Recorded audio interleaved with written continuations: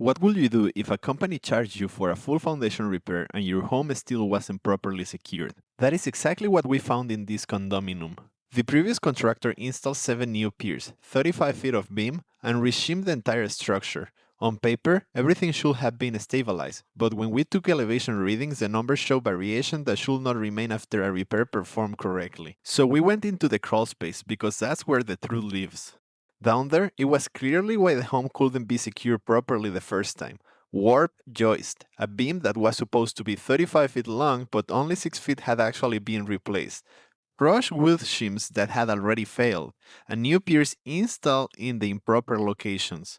The biggest issue was under the bathroom, a two-story load sitting on wood that had already deformed over time. The nearest pier was almost 2 feet away from the walls, leaving the joist unsupported and naturally bowing under the weight.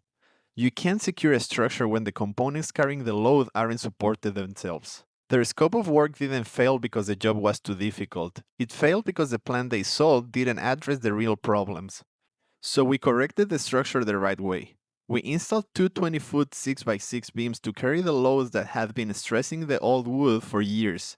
We retrofitted the existing beams and joists to restore proper load transfer.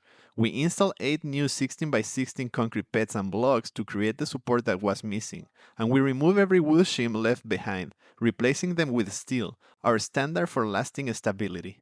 Only after the foundation had the proper support system in place did we begin adjusting the floors. The result wasn't perfection, because wood structures are never perfectly level, but a foundation that is finally secure, stable, and structurally correct. And during the lift, some of the doors and walls that had been previously adjusted shift again. That's completely normal when correcting years of stress in a pier-and-beam structure. We recommend that the homeowners and property management wait at least 15 days or longer if possible before making any cosmetic repairs or readjusting doors.